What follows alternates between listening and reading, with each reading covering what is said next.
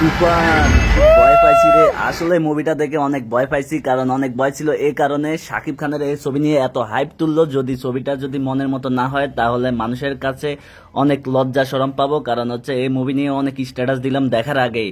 তো অবশেষে দেখতে চলে আসলাম বসুন্ধরাতে সিনেমাটা। তো শাকিব খানের জন্য অনেক টান, তাই চলে আসলাম দেখতে তুফান। অসাধারণ ছিল সবগুলো গান, কাঁপিয়ে দিল দুই বাংলার বাইজান শাকিব খান। তো শাকিব খানের এই মুভিটা বেসিক্যালি দেখতে যাওয়ার পরে আমরা দেখলাম পুরো হাউসফুল। এর আগে আমি অনলাইনে টিকিট কাটার কারণে আমি অতটা ঝামেলা পড়তে হয় নাই। তো মুভির টিকিট 350 টাকা থেকে শুরু, 850 টাকা আছে। আর একদিনের শো আছে 10টা-12টা করে দিচ্ছে। আগে 4টা শো ছিল শাকিব খানের তুফানের। মুভি রিলিজ হওয়ার পরে এরকম হাইপ দেখে এখন শো 8-10টা করে প্রত্যেকটা সিনেপ্লেক্সে। তো এর কারণ হচ্ছে মূলত শাকিব খানের তুফান ছবি হাউসফুল যাচ্ছে। হল ব্যবসায়ীদের ব্যবসা সফল, তারা চাচ্ছে যে শাকিব খানের সিনেমায় চালাবে। অন্যান্য অনেক ছবি নামিয়ে দিয়েছে হল থেকে, কারণ হচ্ছে শাকিব খানের তুফানের যে হাইপ, এই হাইপ তারা থামাতে পারতেছে না। অনলাইনে টিকিট ছাড়ার সাথে সাথে সেল হয়ে যাচ্ছে 2-3 দিন আগের টিকিট। তো আজকে শুক্র শনিবার, এই জন্য টিকিট আরো বেশি শর্ট, কারণ এই সময় সবারই বন্ধ থাকে আর সবাই প্ল্যান করে রাখছে শুক্র শনিবারে দেখবে। তো আমরা দেখতে আসলাম। আসার পরে আমরা দেখতে পেলাম যে অনেকে ইন্টারভিউ দিচ্ছে, বিশেষ করে মেয়েরা একটা কথাই বলতেছে, এই শাকিব খানকে তারা কখনো দেখেনি।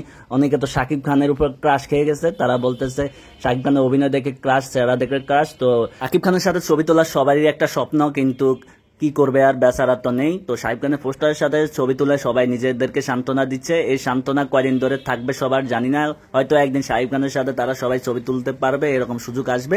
জোয়ান থেকে বুড়ো, নারী থেকে পুরুষ, সব বয়সী মানুষ শাকিব খানের তুফান দেখতে আসে। এই কারণ হচ্ছে শাকিব খানের এই মুভিটা যেভাবে হাইপ তুলছে সত্যিকারের, এরপরে বাংলাদেশে যদি আরো কোনো সিনেমা হয় এরকম হাইপ তুলতে পারবে কিনা আমি গ্যারান্টি দিতে পারি না। এই ছবি যে এরকম হাইপ তুলছে, প্রিয়তমার রেকর্ড ভেঙে দিল। প্রিয়তমা সিনেমা হল থেকে যে ইনকাম করলো, যাই করলো, আর জওয়ান মুভিটা বাংলাদেশে অনেক ব্যবসা সফল করলো, ওই ছবিটা সব রেকর্ড ভেঙে দিল। তো আমরা এই তুফানের রেকর্ড আর কোনো মুভি ভাঙতে পারবে কিনা এই বছরের ভিতরে আমার জানা নেই। হয়তো তুফান 2 ছাড়া এই মুভির রেকর্ড আর কেউ ভাঙতে পারবে না, আমি এটা বলে দিলাম, আপনারা মিলিয়ে দেখবেন। এবার আমি আমার এক্সপিরিয়েন্স থেকে মুভিটা কেমন লাগলো বা মুভিটা কেমন ছিল সবকিছু আপনাদেরকে বলবো। যারা মুভিটা দেখেননি প্রথমেই বলে রাখি, আপনারা হলে এসে মুভিটা দেখবেন। আপনাদের টাকা উসুল, যদি 1000 টাকাও খরচ করে দেখেন তাও উসুল।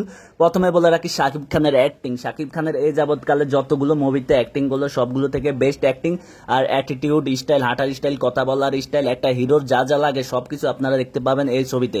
কেজিএফ এর যে ইয়াশ এবং অ্যানিমেলের যে রণবীর কাপুরের লুক বা যেটাই বলেন না কেন, সবগুলো ছড়িয়ে গেছে শাকিব খানের তুফানের। শাকিব খানের লুক ওদের থেকে বেস্ট লাগলো শাকিব খানকে, কারণ শাকিব খানের যে অ্যাটিটিউড, হাঁটা চলা, কথাবার্তা সবকিছুই পারফেক্ট ছিল। সবাই বলতেছে, শুধু আমি না, আপনারা সিনেমা হলে যারা যান নাই বা দেখেন নাই মুভি, আপনারা গেলেই শুনতে পাবেন। সব বয়সের মানুষ এই কথাটাই বলতেছে, শাকিব খানের অ্যাক্টিং এ সবাই পাগল হয়ে গেছে। আর সবচেয়ে বেশি ভালো লাগছে এই মুভির মধ্যে সিনেমাটোগ্রাফি, অ্যাকশন। তো আরেকটা 4 মিনিটের শট আছে, সেটা ওয়ান শটে নেওয়া হয়েছে, ওয়ান টেক আর কি। তো সবাই মুভি থেকে বের হচ্ছে, হল রিভিউ দিচ্ছে। আর গানগুলো অসাধারণ ছিল, সিনেমাটোগ্রাফি অসাধারণ ছিল। এই মুভিতে সবচেয়ে ভালো অ্যাক্টিং করছে শাকিব খান, চঞ্চল চৌধুরী। আর অন্য যারা গুলো সবাই অ্যাভারেজ। আর যারা যারা যে ক্যারেক্টার অভিনয় করছে তাদের বেস্ট দেওয়ার চেষ্টা করলো। মিমি চক্রবর্তীও ভালো করছে। আর মুভির সবচেয়ে ভালো দিক ছিল মুভির গল্পটা, এমন সুন্দরভাবে তুলে ধরা হয়েছে, গল্পটা ভালোই ছিল। ধন্যবাদ সবাইকে।